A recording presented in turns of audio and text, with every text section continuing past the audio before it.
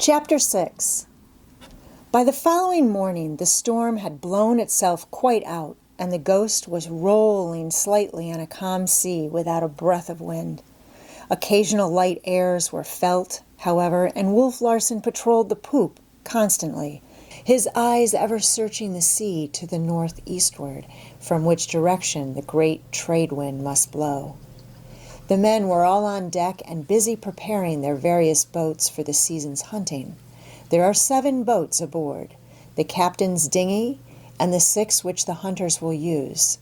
3, a hunter, a boat puller, and a boat steerer compose a boat's crew. On board the schooner, the boat pullers and steerers are the crew. The hunters, too, are supposed to be in command of the watches, subject always to the orders of Wolf Larson. All this and more I have learned. The Ghost is considered the fastest schooner in both the San Francisco and Victoria fleets. In fact, she was once a private yacht and was built for speed. Her lines and fittings, though I know nothing about such things, speak for themselves. Johnson was telling me about her in a short chat I had with him during yesterday's second dog watch. He spoke enthusiastically with a love for a fine craft such as men feel for horses. He is greatly disgusted with the outlook, and I am given to understand that Wolf Larson bears a very unsavory reputation among the sealing captains.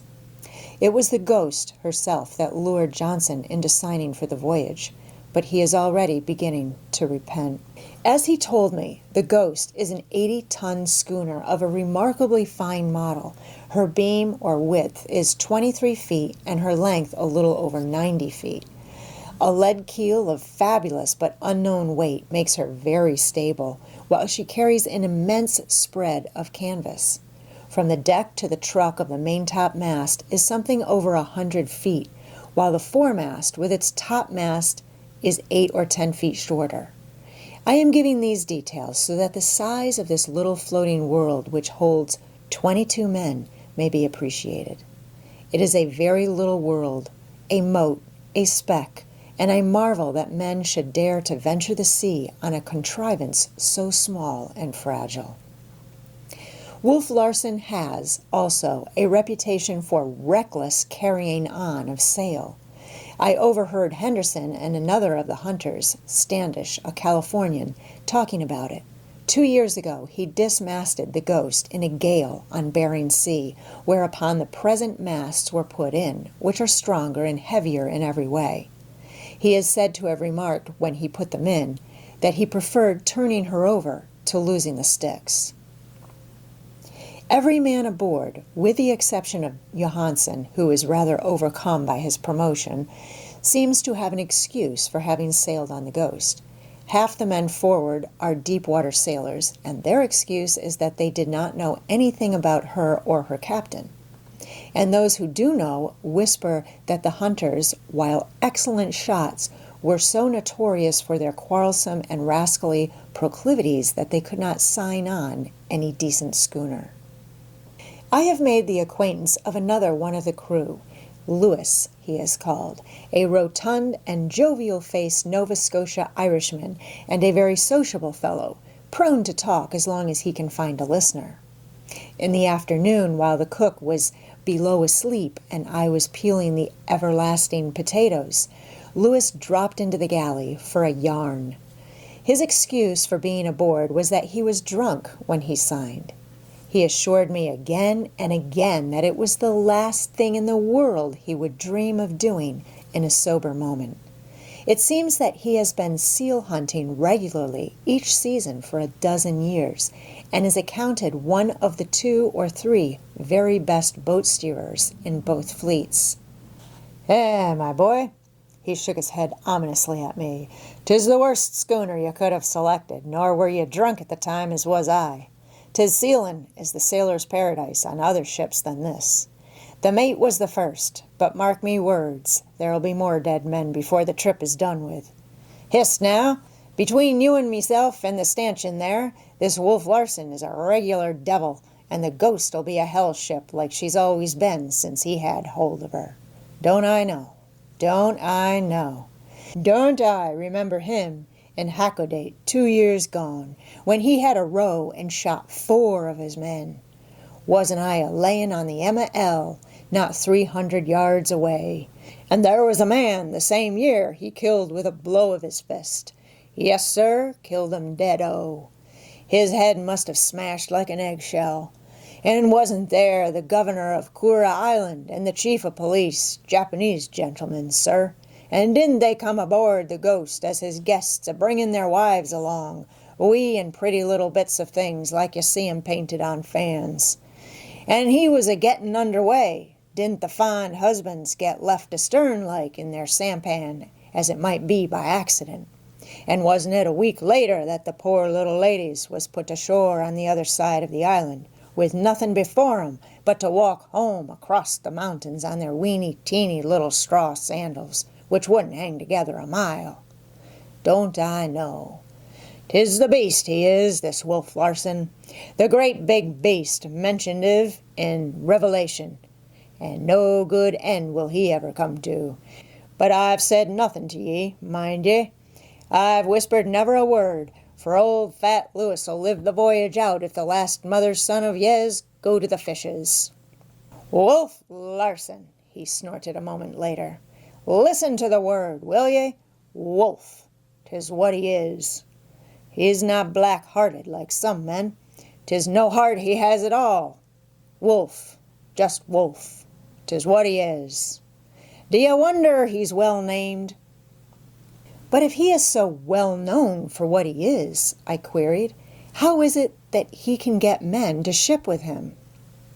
And how is it you can get men to do anything on God's earth and sea? Lewis demanded with Celtic fire. How do you find me aboard if 'twasn't that I was drunk as a pig when I put me name down? There's them that can't sail with better men like the hunters, and them that don't know like the poor devils of windjammers for'ard there. But they'll come to it. They'll come to it, and be sorry the day they was born.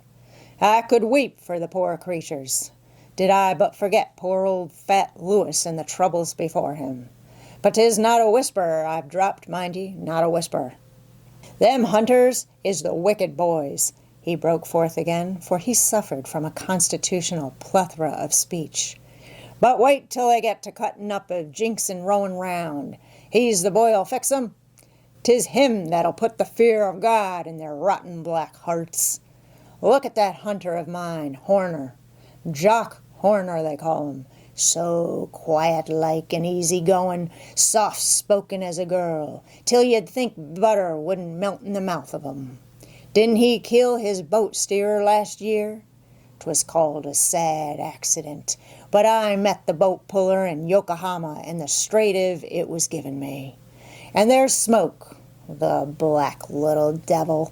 Didn't the Russians have him for 3 years in the salt mines of Siberia for poaching on Copper Island, which is a Russian preserve?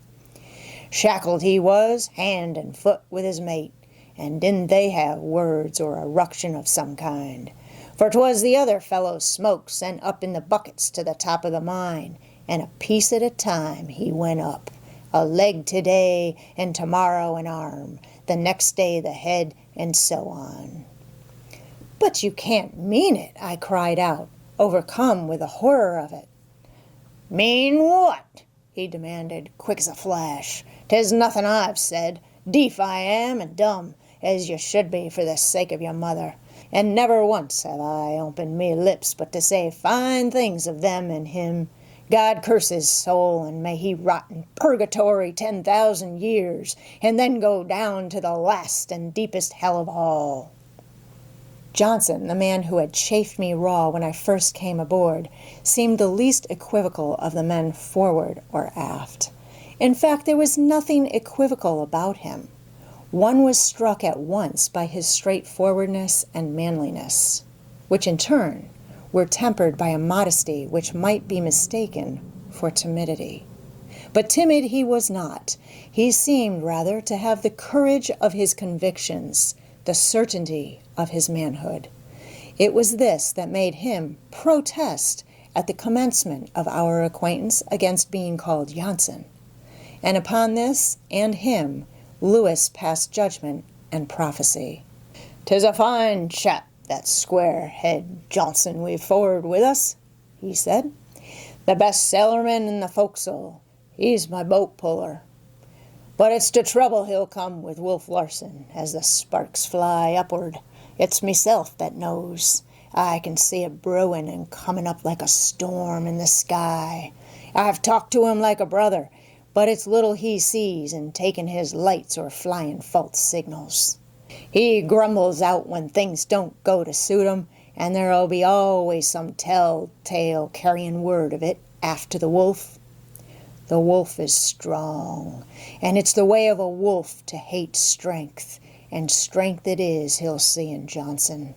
No knuckling under, and a yes, sir, thank ye kindly, sir, for a curse or a blow. Oh, she's a-comin', she's a-comin', and God knows where I'll get another boat puller. What does a fool up and say when the old man calls him Johnson? But me name is Johnson, sir, and then spells it out, letter for letter. You should have seen the old man's face. I thought he'd let drive at him on the spot. He didn't, but he will, and he'll break that squarehead's heart, or it's a little I know of the ways of men on the ships of the sea. Thomas Mugridge is becoming unendurable. I am compelled to Mr. him and to Sir him with every speech. One reason for this is that Wolf Larson seems to have taken a fancy to him. It is an unprecedented thing. I take it for a captain to be chummy with the cook, but this is certainly what Wolf Larson is doing. 2 or 3 times he put his head into the galley and chaffed Mugridge good-naturedly, and once, this afternoon, he stood by the break of the poop and chatted with him for fully 15 minutes. When it was over and Mugridge was back in the galley, he became greasily radiant and went about his work humming coster songs in a nerve-wracking and discordant falsetto. "I always get along with the officers," he remarked to me in a confidential tone. "I know the way I do to make myself appreciated. There was my last skipper. Why, I thought nothing of dropping down in the cabin for a little chat and friendly glass. Mugridge, says he to me, Mugridge, says he, you've missed your vocation. And how's that, says I. You should have been born a gentleman and never had to work for your living. God strike me dead, if that ain't what he says, and me a-sitting there in his own cabin, jolly-like and comfortable, a-smoking his cigars and drinking his rum." This chitter-chatter drove me to distraction. I never heard a voice I hated so. His oily, insinuating tones, his greasy smile, and his monstrous self-conceit grated on my nerves till sometimes I was all in a tremble. Positively, he was the most disgusting and loathsome person I have ever met. The filth of his cooking was indescribable, and as he cooked everything that was eaten aboard, I was compelled to select what I ate with great circumspection, choosing from the least dirty of his concoctions. My hands bothered me a great deal, unused as they were to work. The nails were discolored, while the skin was already grained with dirt, which even a scrubbing brush could not remove. Then blisters came, in a painful and never-ending procession, and I had a great burn on my forearm, acquired by losing my balance in a roll of the ship and pitching against the galley stove. Nor was my knee any better. The swelling had not gone down, and the cap was still up on edge. Hobbling about on it from morning till night was not helping it any. What I needed was rest, if it were ever to get well. Rest! I never before knew the meaning of the word. I had been resting all my life and did not know it. But now, could I sit still for 1/2 hour and do nothing, not even think? It would be the most pleasurable thing in the world. But it is a revelation, on the other hand. I shall be able to appreciate the lives of the working people hereafter. I did not dream that work was so terrible a thing. From 5:30 in the morning till 10 o'clock at night, I am everybody's slave, with not one moment to myself, except such as I can steal near the end of the second dog watch. Let me pause for a minute to look out over the sea sparkling in the sun, or to gaze at a sailor going aloft to the gaff topsails, or running out the bowsprit, and I am sure to hear the hateful voice, "Here, you hump-nosed soldierin', I've got my peepers on yer." There are signs of rampant bad temper in the steerage, and the gossip is going around that Smoke and Henderson have had a fight. Henderson seems the best of the hunters, a slow-going fellow and hard to rouse. But roused he must have been, for Smoke had a bruised and discolored eye and looked particularly vicious when he came into the cabin for supper. A cruel thing happened just before supper, indicative of the callousness and brutishness of these men. There is one green hand in the crew, Harrison by name, a clumsy-looking country boy, mastered, I imagine, by the spirit of adventure and making his first voyage. In the light, baffling airs, the schooner had been tacking about a great deal, at which times the sails pass from one side to the other, and a man is sent aloft to shift over the foregaff topsail. In some way, when Harrison was aloft, the sheet jammed in the block through which it runs at the end of the gaff. As I understood it, there were two ways of getting it cleared.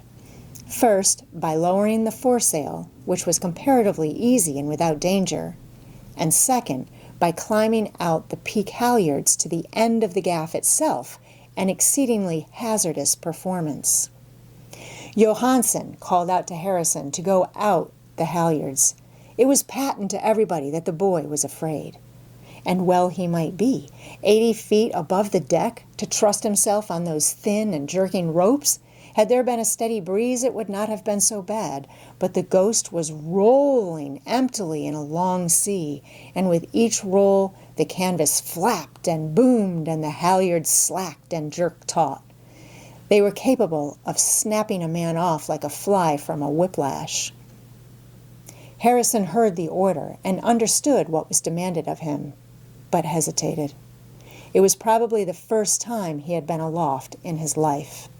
Johansen, who had caught the contagion of Wolf Larson's masterfulness, burst out with a volley of abuse and curses. "That'll do, Johansen," Wolf Larson said brusquely. "I'll have you know that I do the swearing on this ship. If I need your assistance, I'll call you in." "Yes, sir," the mate acknowledged submissively. In the meantime, Harrison had started out on the halyards. I was looking up from the galley door, and I could see him trembling as if with ague in every limb. He proceeded very slowly and cautiously, an inch at a time. Outlined against the clear blue of the sky, he had the appearance of an enormous spider crawling along the tracery of its web. It was a slight uphill climb, for the foresail peaked high, and the halyards, running through various blocks on the gaff and mast, gave him separate holds for hands and feet. But the trouble lay in that the wind was not strong enough nor steady enough to keep the sail full. When he was halfway out, the Ghost took a long roll to windward and back again into the hollow between two seas. Harrison ceased his progress and held on tightly. 80 feet beneath, I could see the agonized strain of his muscles as he gripped for very life. The sail emptied and the gaff swung amidships.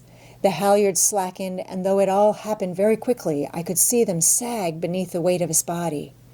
Then the gaff swung to the side. With an abrupt swiftness, the great sail boomed like a cannon, and the 3 rows of reef points slatted against the canvas like a volley of rifles.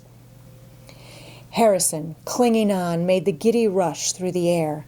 This rush ceased abruptly. The halyards became instantly taut. It was the snap of the whip. His clutch was broken. One hand was torn loose from its hold. The other lingered desperately for a moment and followed.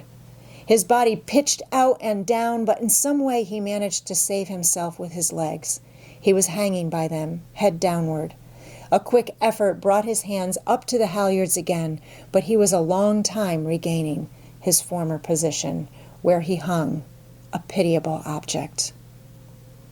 "I'll bet he has no appetite for supper," I heard Wolf Larson's voice, which came to me from around the corner of the galley. "Stand from under, you! Johansen! Watch out! Here she comes!" In truth, Harrison was very sick, as a person is seasick, and for a long time he clung to his precarious perch without attempting to move. Johansen, however, continued violently to urge him on to the completion of his task. "It is a shame," I heard Johnson growling in painfully slow and correct English. He was standing by the main rigging, a few feet away from me. "The boy is willing enough. He will learn if he has a chance. But this is—" He paused a while for the word. "Murder," was his final judgment. "Hist, will ye?" Lewis whispered to him. "For the love of your mother, hold your mouth." But Johnson, looking on, still continued his grumbling. "Look here," the hunter Standish spoke to Wolf Larson. "That's my boat puller, and I don't want to lose him." "That's all right, Standish," was the reply. "He's your boat puller when you've got him in the boat, but he's my sailor when I have him aboard, and I'll do what I damn well please with him." "But that's no reason," Standish began in a torrent of speech. "That'll do. Easy as she goes," Wolf Larson counseled back. "I've told you what's what, and let it stop at that. The man's mine, and I'll make soup of him and eat it if I want to." There was an angry gleam in the hunter's eye, but he turned on his heel and entered the steerage companionway, where he remained looking upward. All hands were on deck now, and all eyes were aloft, where a human life was at grapples with death. The callousness of these men to whom industrial organization gave control of the lives of other men was appalling. I, who had lived out of the whirl of the world, had never dreamed that its work was carried on in such fashion. Life had always seemed a peculiarly sacred thing, but here it counted for nothing, was a cipher in the arithmetic of commerce. I must say, however, that the sailors themselves were sympathetic, as instanced the case of Johnson. But the masters, the hunters, and the captain were heartlessly indifferent. Even the protest of Standish arose out of the fact that he did not wish to lose his boat puller. Had it been some other hunter's boat puller, he, like them, would have been no more than amused. But to return to Harrison, it took Johansen, insulting and reviling the poor wretch, fully 10 minutes to get him started again. A little later he made the end of the gaff, where astride the spar itself he had a better chance for holding on. He cleared the sheet and was free to return, slightly downhill now, along the halyards to the mast. But he had lost his nerve. Unsafe as was his present position, he was loath to forsake it for the more unsafe position on the halyards. He looked along the airy path he must traverse and then down to the deck. His eyes were wide and staring, and he was trembling violently. I had never seen fear so strongly stamped upon a human face. Johansen called vainly for him to come down. At any moment he was liable to be snapped off the gaff, but he was helpless with fright. Wolf Larson, walking up and down with smoke and in conversation, took no more notice of him, though he cried sharply once to the man at the wheel. "You're off your course, my man. Be careful, unless you're looking for trouble." "Aye, aye, sir," the helmsman responded, putting a couple of spokes down. He had been guilty of running the Ghost several points off her course in order that what little wind there was should fill the foresail and hold it steady. He had striven to help the unfortunate Harrison at the risk of incurring Wolf Larson's anger. The time went by, and the suspense to me was terrible. Thomas Mugridge, on the other hand, considered it a laughable affair and was continually bobbing his head out the galley door to make jocose remarks. How I hated him, and how my hatred for him grew and grew during that fearful time to cyclopean dimensions. For the first time in my life I experienced the desire to murder, saw red, as some of our picturesque writers phrase it. Life in general might still be sacred, but life in the particular case of Thomas Mugridge had become very profane indeed. I was frightened when I became conscious that I was seeing red, and the thought flashed through my mind, was I, too, becoming tainted by the brutality of my environment? I, who even in the most flagrant crimes had denied the justice and righteousness of capital punishment? Fully half an hour went by, and then I saw Johnson and Lewis in some sort of altercation. It ended with Johnson flinging off Lewis's detaining arm and starting forward. He crossed the deck, sprang into the fore-rigging, and began to climb, but the quick eye of Wolf Larson caught him. "Here, you! What are you up to?" he cried. Johnson's assent was arrested. He looked his captain in the eyes and replied slowly, "I am going to get that boy down." "You'll get down out of that rigging, and damn lively about it. Do you hear? Get down." Johnson hesitated, but the long years of obedience to the masters of ships overpowered him, and he dropped sullenly to the deck and went on forward. At 5:30, I went below to set the cabin table, but I hardly knew what I did, for my eyes and my brain were filled with the vision of a man, white-faced and trembling, comically like a bug, clinging to the thrashing gaff. At 6 o'clock, when I served supper, going on deck to get the food from the galley, I saw Harrison, still in the same position. The conversation at the table was of other things. Nobody seemed interested in the wantonly imperiled life, but making an extra trip to the galley a little later, I was gladdened by the sight of Harrison staggering weakly from the rigging to the forecastle scuttle.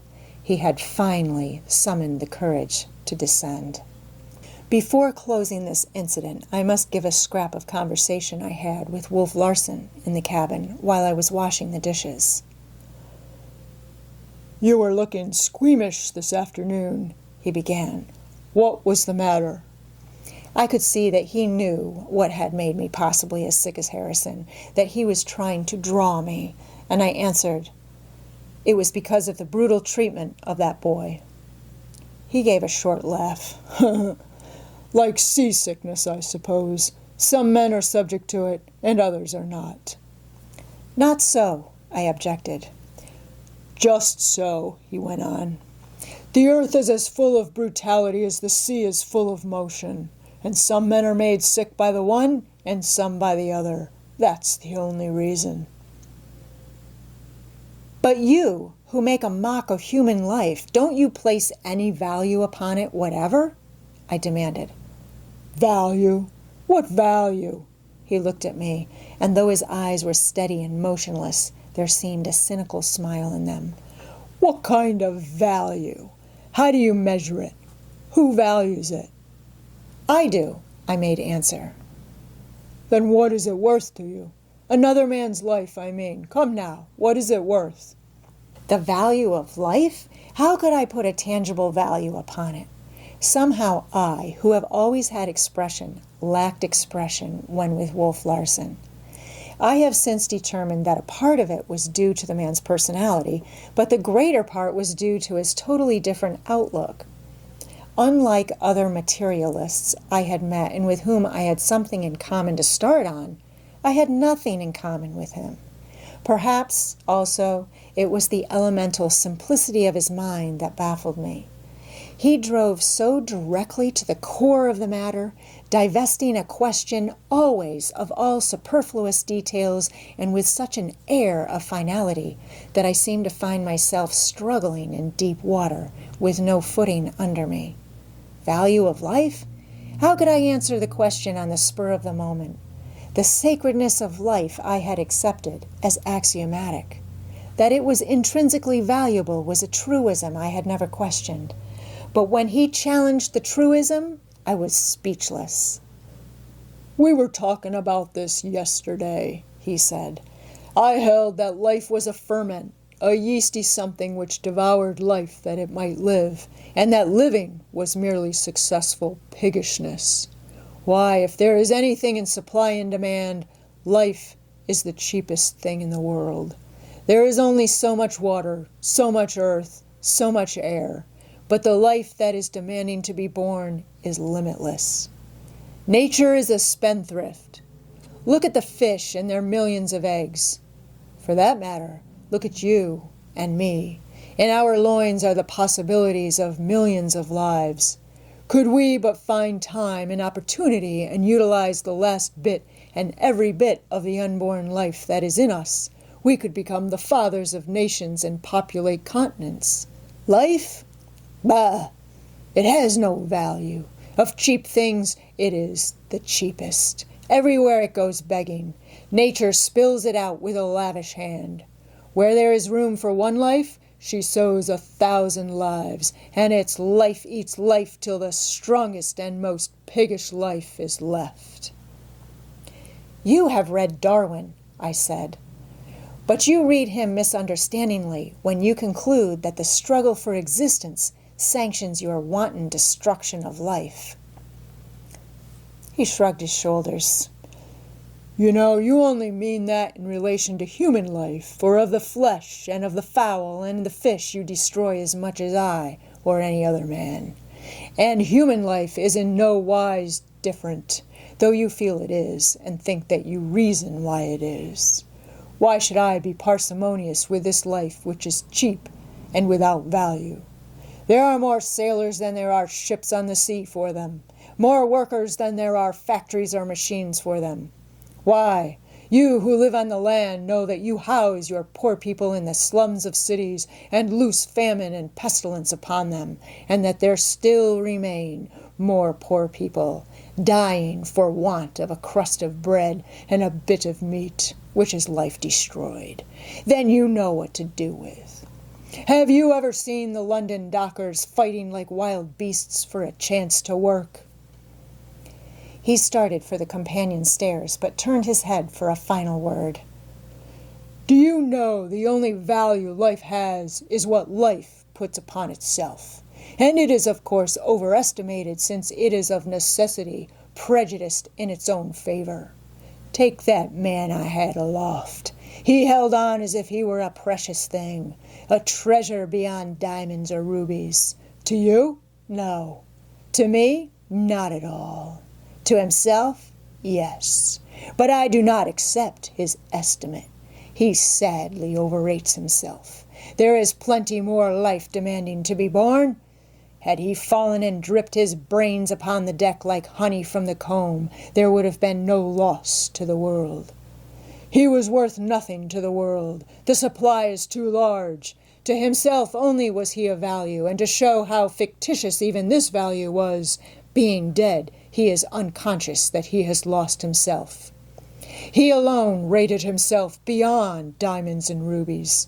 Diamonds and rubies are gone, spread out on the deck to be washed away by a bucket of seawater, and he does not even know that the diamonds and rubies are gone. He does not lose anything, for with the loss of himself, he loses the knowledge of loss. Don't you see? And what have you to say? That you are at least consistent was all I could say, and I went on washing the dishes.